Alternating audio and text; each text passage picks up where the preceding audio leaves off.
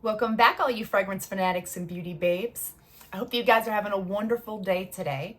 In today's video, I'm going to be doing a more in-depth review of the 3 new perfumes that I had picked up. The new Nest Vanilla Bourbon and the Libra Flowers and Flames, and then also the Yara Candy. And there's also some new release information that I wanted to share with you guys. So without further ado, let's get into this.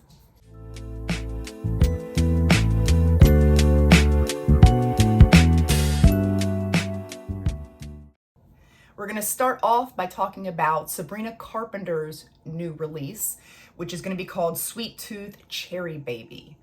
And when I first heard it and I first saw the packaging, I got really excited. But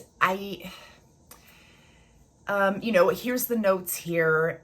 As you can see, there's dark chocolate, and I can't do perfumes with dark chocolate. It's usually, like in her last perfume, Caramel Dream. What was that called? I can't remember. But the not her original Sweet Tooth, the pink bottle, but the caramel looking bottle that she has. That one had a chocolate note in it. It was definitely a dark chocolate. It was like so bitter that the bitterness took over the entire perfume, and I couldn't really smell anything else other than that. So I don't think I'll be enjoying this one either, because this one also has the dark chocolate note. But if you are a fan of dark chocolate in your perfumes and cherry and all these other great things, you might really enjoy this perfume. And then the other thing I wanted to say was, oh my gosh, you guys, I have the new Burberry Goddess Intense coming in, and I'm a little scared. I'm a little nervous. When we were first talking about this release, they were sharing different notes, and I thought, okay, this is gonna be vanilla. This is gonna be maybe like a woodier vanilla, extra vanilla for sure, more intense, obviously as the name suggests, but I was thinking more of a woody vanilla. But now that the official notes are in, it has patchouli. Why would they do that? Why would they dirty up Burberry Goddess? I feel like they're making her dirty. Why do they want to do that? So I am really scared. I'm not going to like this perfume. Sometimes patchouli in perfumes, it's fine for me. Sometimes I can't smell the patchouli in perfumes at all. Maybe that will be the case with this new one. I don't know. But when I can smell patchouli, for me, what it smells like is chewing tobacco. It's like a very earthy, sweet, like a earthy, sticky, sweet chewing tobacco is what patchouli smells like to me. And I just can't imagine that being in Burberry Goddess, how that would even fit into that perfume at all. So I guess we'll find out. I mean, it does have 4 different types of vanilla. So there's that. But I'm really scared. I'm very nervous because I bought a 50 ml bottle. I didn't want to buy 100 ml specifically because I was like, let's just see if I even like this first. And then if I do, I'll get the 100 ml. But I didn't want to buy like a smaller size, like a 10 ml or 30 ml either, because I wanted to really give this a chance. I really wanted to have enough product to really test this out and figure out if I'm going to love it or not, like I do the original. So that's why I went with the 50 ml. But yeah, so we'll see when that comes in, how the review does. I don't know. It could be a great review.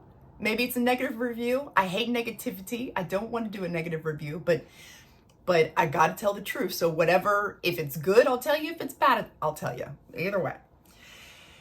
And there is a Devotion Intense coming out. I don't have any information on that. I can't find pictures. I can't find any notes, nothing. But apparently There's whispers that there's a Devotion Intense coming out at some point. So I am excited about that. Hopefully they don't put patchouli in it, but we'll see.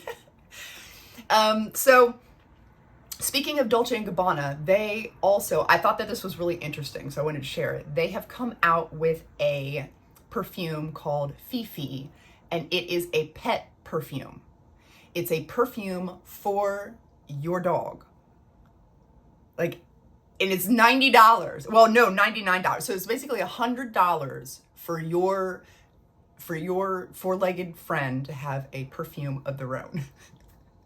Part of me is thinking like, oh my gosh, that's so cute. And also part of me is thinking, wow, if you can spend $100 on your pet's perfume, you must be pretty bougie, But I just thought that was really cute, and I wanted to share with you guys. I would love to know what you all think about that. Would you buy $100 for your dog to have a perfume? I don't know. I don't know about that. I mean, I love my puppies, but I don't know if I'm going to do that. So now let's get into these reviews. You guys ready? I have taken so many notes. I've got everything prepared here so I can share with you guys. I've been really wearing these, testing them out, so I can really come back with some great information for you guys. So we're going to start off with the Yara Candy. And by the way, I mean, is this not an upgrade to the bottle? I mean, you take off that goofy looking little strip thing that they have and, you know, bling it out a little bit, and it actually looks super cute. So with this one, we'll go over the notes because I want to do like a full, you know, in-depth here. So this has the green tangerine, black currant, strawberry fizz candy, gardenia, amber musk, vanilla, and sandalwood. And I was thinking this was going to be sweet candy-like, but I didn't think I would actually get a fizzy strawberry candy from this. I thought, oh, they'll probably try their hardest, you know, good for them, but they probably won't, you know, they'll probably miss the mark a little bit. But no, this perfume blew me away. It definitely exceeded my expectations. When I first spray it out, I get a soury citrus, but it's mixed really well with this not necessarily black currant. Like, I don't get like black currant, but I get like a little bit of a sweet fruitiness mixed in with the sour citrus, and it's just this perfect opening. And you can tell it's going to be like a candy perfume. And then as it starts to dry down, it starts to form into, I get a lot of strawberry. There's an overall fruitiness, but the strawberry is what's the most prominent to my nose and coming up front there. And it becomes a candy, and it's not just a regular gummy bear scent. These are Sour Patch Kids. These are sugar coated Sour Patch Kids. If you've ever had that type of candy, the difference between like a regular gummy bear smell and taste versus a Sour Patch, how they smell and taste. Two different things, both candies, but different. And then this fizziness comes in, and it is just like the Kayali Sparkling Lychee missed the mark. It was supposed to be a sparkling perfume. It just missed the mark. And the Kahar Fusion, you know, missed the mark. It's exactly like the Kayali one. It's a fruity gummy bear scent, but that's about it. Like there's no big fizziness. Like the Yara Candy, this one is on a fizzy level. I would give it a 9 out of 10. And I would give the Kahar Fusion and the Kayali Sparkling Lychee like a 1 or 2 out of 10 as far as sparkling or anything like that. Now, but this one doesn't have any sparkling notes per se, but it is very, very fizzy. And it just, as you smell it, it just gets better and better. And I love that. And I think that this perfume there's an overall warmth to this perfume, but there's definitely like a freshness there that I absolutely think is like spring and summer appropriate for sure with this perfume. You could definitely wear it right now. I can't really speak for fall and winter yet, but definitely spring and summer appropriate. And I also pick up on the gardenia for sure, and it is very sweet and it is very creamy. But the overall vibe of the perfume is more of a powdery scent, if that makes sense. Like the gardenia itself is very sweet, creamy, but the whole feel of the overall perfume is powdery. And this is flirty, this is fun, this is very feminine. And in the base, I definitely get, again, that warmth, that there is a warm amber to this. It's a sweet base. It's sweet, candy-like all the way through from beginning to end. And I get a little bit of the vanilla, but this isn't like a vanilla dominant perfume. This is just candy, fruity, definitely lots of strawberry, fizzy candy. So like I said, you got this warm ambery vanilla base. And then also the musk. I am picking up on that musk. And let me tell you, it is not a white musk. It is not a more of the white musk that I normally gravitate towards. It is more of an animalic musk. But don't be scared. Don't be scared, because that little bit of that animalic musk in the very base is just, that is what's keeping this perfume it's like an explosion. It's like a fizzy explosion, like somebody put a Mentos into like some sort of strawberry soda, and it's like just like that's what it is. That animalic base just gives it this I don't know, this something that just keeps this so just intensely candified, if that makes sense. So don't be scared. Trust me. If it were any other musk that they used, if they used more of a regular white musk, I really feel like it wouldn't have worked for this perfume, because it would have made it more, it would have mellowed it out and made it more creamy and just mellowed it out. But the animalic musk, I just really think that is what's taking this a step further and making it even better than the Kahar Fusion or the Kayali Sparkling Lychee. So now I'm going to tell you a little bit more on the comparison between those three perfumes. The Yara, like I said, has more of that sour citrus fruity opening. The lychee, the sparkling lychee, and the Kahar Fusion have more of just a fruity opening. They're all three have a freshness to them that can be worn in summer or spring. All three of them are sweet, very, very candy-like, but the Yara is definitely more intense for sure, because like I said, the fizzy level on the candy is just, it's just, they really did a good job on this perfume. I was not expecting this much fizz in a perfume. The other two just not, 1 or 2 on the scale out of 10 as far as fizz or sparkling or any of that. And then the Yara has a more prominent strawberry note. The lychee and the Fusion have more of just a general fruitiness, and I smell a little bit more of an apple out of the fruitiness. And with the Yara, I pick up on that creamy gardenia, like I said. In the lychee and the Fusion, I pick up more of that violet, like a candied violet. And the lychee and the Fusion, both of those smell like regular gummy bears. The Yara Candy, like I said, is definitely more of a sour, sweet, Sour Patch Kid type of gummy. All three are very flirty. All three are very feminine. All three are lots of fun. But the lychee and the Fusion both have more of a white musk, a white, creamy, fruity musk in the base of their perfumes. And that's what gives it this more basic fruity gummy bear smell, is because of that. It's more of, it just kind of mellows everything out and just keeps things kind of creamy, sweet, gummy bear. And like I said, in the Yara Candy, this one is definitely, it's more of an animalic musk. And it is, I promise you, that's the musk they needed to use for this perfume, because it sets it apart from the other two. This is so, it exceeded my expectations for sure. Absolutely love this one.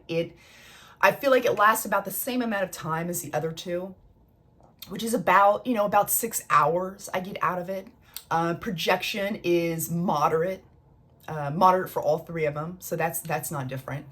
I will say I definitely oversprayed this one. I always do. I always overspray my perfumes, but I was overspraying this one, testing it out, and my husband from downstairs was like, "Whew, that is a lot of strawberry." So there's definitely like a lot of strawberry. This is definitely, if you overspray it, it's gonna fill up the room, type of scent.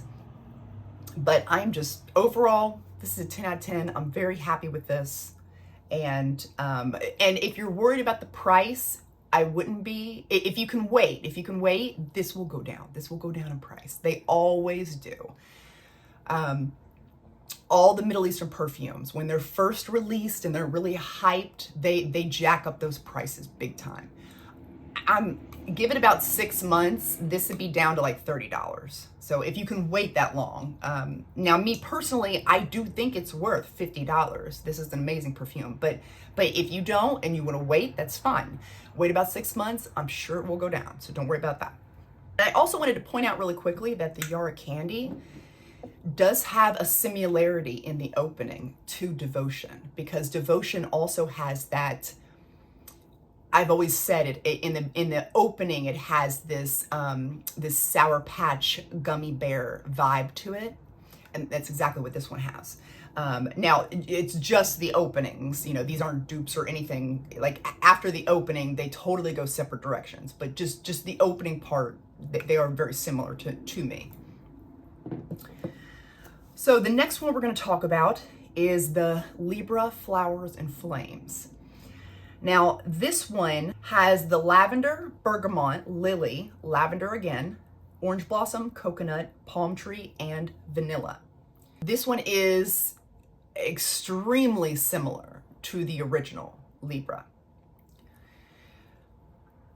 I feel like the only difference is that it's creamier and sweeter, but they are very, very similar. And we're going to kind of go into that here with that, because I wanted to compare the original, the Intense, and the Flowers and Flames. With the original and the Flowers and Flames, they both have white florals. They both have a little bit of citrus in them. They both have a distinct lavender note. They both have vanilla. They are both aromatic, fresh perfumes. And both of them are sweet. But the Flowers and Flames is sweeter, and it's creamier because of the coconut. And also it has a little bit more of a warm, fresh spice to it. Like it's very, I get where they're coming from with the name now, with the flames, Flowers and Flames, because I do get a little bit of a heated spice in here that kind of reminds me of being out in the sun, in the sun on your shoulders, like that type of vibe to this perfume. Now the Libra Intense, that one is even more vanilla than the other two we just mentioned. It's even sweeter than the other two. And it's much deeper and much more intense, as the name suggests, Libra Intense. So where does this one fit in? This one fits in right in between the Intense and the original, because it's definitely more like the original than it is the Intense, but it's not quite either way. It's just right in the middle. That's where I would put it in the lineup. I've never tried the what is it, the EDT. I didn't try the EDT, and I haven't tried the Plantain. Those are the only two from the Libra line I have not tried. But yeah, it would be Lieb Flowers and Flames, Libra Intense, and we're not even going to compare the Flowers and Flames with the Libre Le Parfum, because I feel like those two are totally different perfumes. I feel like the Libre Le Parfum is totally different than all the other ones from the range. And lastly, this one is just like all of them as far as projection and longevity. I feel like every single one of them from that line is amazing with projection and longevity. And this one is no exception. It's amazing. It smells great. I think it smells great. Am I personally going to get a full bottle of it? No. I mean, it's really nice, but I just, it's not anything I need. And it's very similar to the original, like I said, and I decluttered the original. I'll just stick with my Libre Le Parfum. That one's my absolute favorite out of that range. And lastly, we will be talking about the Vanilla Bourbon by Nest. Not to be confused with Vanilla Bourbon by Mix Bar. I used to always think this was called Bourbon Vanilla, but it's Vanilla Bourbon, and this one is Vanilla Bourbon as well. So you can see I blinged out the bottle there a little bit. I went a little bit crazy with the bedazzling of my perfumes, if you cannot tell. So I am going to compare these two and also Vanilla 28 and talk about the Victoria's Secret Bare Vanilla, and also the Warm Vanilla Sugar by Bath & Body Works. All of those. We're going to get into all of that. But first, let's get into the notes here. We have Night Blooming Jasmine, got vanilla, brown sugar, and musk. And they said this is just a basic vanilla here, but if you go onto the actual website, or if you actually smell this, you can definitely tell it's more of a boozy vanilla. It's definitely a bourbon vanilla, very boozy vanilla. When I was wearing this perfume, I noticed a couple things. Number one, I don't think I would like this during summertime. This is very deep. This is very deep, heavy, intoxicating. This is a nighttime scent. I definitely wouldn't think about wearing this during the day to any event or anything, or work. This is definitely a dark, very mysterious nighttime scent. Like this almost, it's got this gothicness to it. When I was wearing it, the song that popped into my head was by Hall & Oates, the Man Eater song. That one, she's a man eater and she only comes out at night, and like that is what that's the song I think of when I smell this. So when I put this on, I definitely pick up on the brown sugar. It's sweet. This is a warm perfume. I pick up on the boozy vanilla, like I said. I pick up on a citrus note as well. Not just it's not the inside of a citrus. I pick up on a citrus peel. A very distinct, it smells like an orange citrus peel is what I'm actually smelling. And it gives this a little bit of, I don't want to say bitterness, but it does. You know how a citrus peel has a little bit of a bitterness to it, a little bit of a sourness to it. That's definitely in here. And the Night Blooming Jasmine, from all the other people I've heard about reviewing this, no one is talking about how different the Night Blooming Jasmine is from regular jasmine. To me, it could just be my nose, but to me, a Night Blooming Jasmine smells very distinctly different from a regular jasmine. It's deeper. It's deeper and sweeter, and it smells night because of that deepness. It just smells like you would want to wear this at night.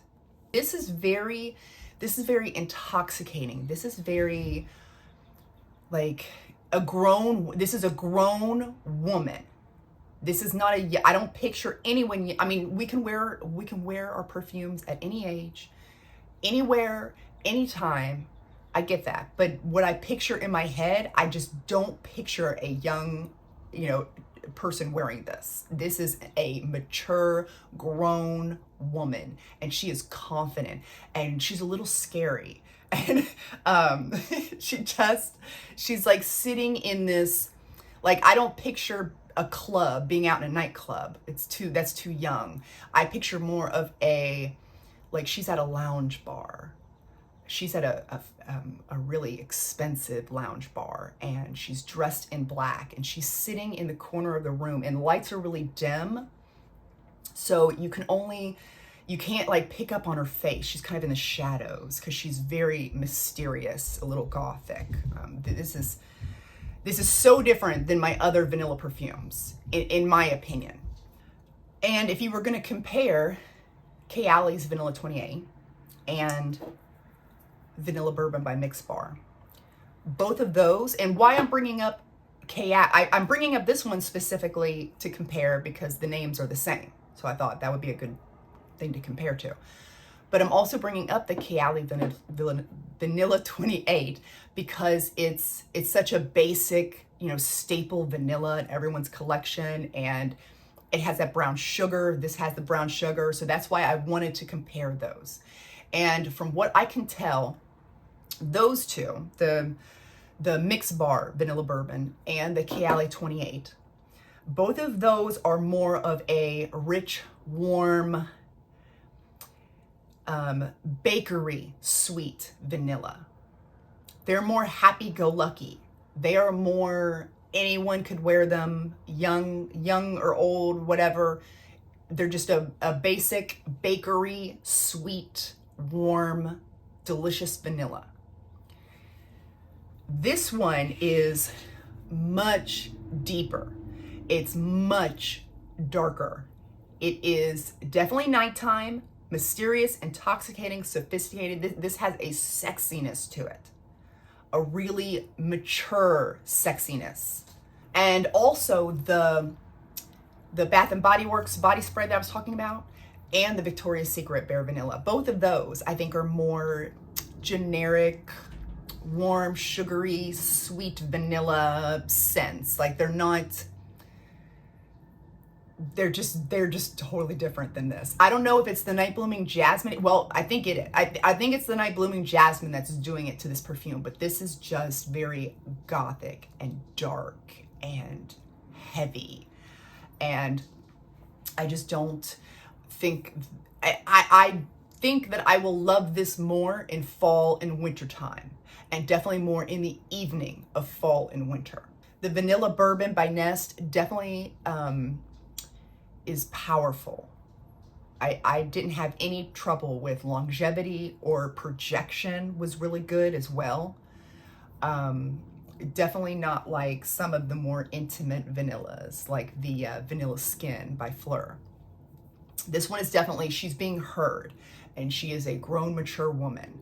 And like I said, she's a little scary. She's a man-eater. She's a man-eater, this one. But I will say also, as this comes to the end of its road, once this really goes through it and you're starting to come out the other side, at the very end, I get a nice, clean, sweet musk in the deep, deep, deep dry down. We're talking hours later, I get like a nice, clean, sweet musk. And it's not, I was surprised. I was expecting a more animalic musk because of how this performs. Like I said, man-eater here. I was thinking, okay, animalic musk base, but it doesn't do that. In the deep dry night, it's more of a clean musk. Not soapy, but just clean. I want to make sure I get that clear, because sometimes clean and soapy can be the same thing, but it's not in this situation. So would I think this is full bottle worthy? Yes and no at the same time. Like this is a very big like for me, but this isn't necessarily a love for me. I don't really go out much at night. I can't really see an occasion where I would maybe need to wear this. I don't know. Like if I would have bought a full bottle straight off, not knowing what anything smelled like, would I be upset that I bought the full bottle? No. I would be fine with that. I would keep it in my collection. It's not like I would return it or anything like that, or try to sell it on Mercari. So I do like it enough that I would have kept it in my collection, but I didn't do that. I bought the 10 mil first. Now the question is, what do I need to go out and buy the full bottle now that I have smelled this? I don't think that I will. I still am on the fence with this one because I really like it. It's not like any other vanilla in my collection, but do I need it? Do I want it? I don't know. That is still up in the air. I'm going to, like I said, wear this fall, winter, and it may become an absolute love after a while. Who knows? But for now, it's just a very strong like, for sure. So to sum everything up, Yara, you all knocked it out of the park. Knocked it out of the park. YSL, you need to step up your game a little bit because I feel like it's a little redundant. Like, yes, there are some differences between the original and this one, but they're just so similar. Like, why not make it more different? Like, to really set it apart from the original lead. So, I don't know. I feel like you dropped the ball there. And then the Bourbon Vanilla is a little scary. Scary man-eater. I give her an 8 out of 10 because it's very, like I said, to me, this is very different than any other vanilla jasmine perfume that I have. And very interesting. I'm intrigued by her. I'm very intrigued. So I'd say like 8 out of 10 for that one. But anyway, so I would love to know, do you all have any of these in? What do you think of them? What are your thoughts? So thank you guys so much for watching today's video. I really appreciate it. And remember to seize the day and overspray. Bye guys.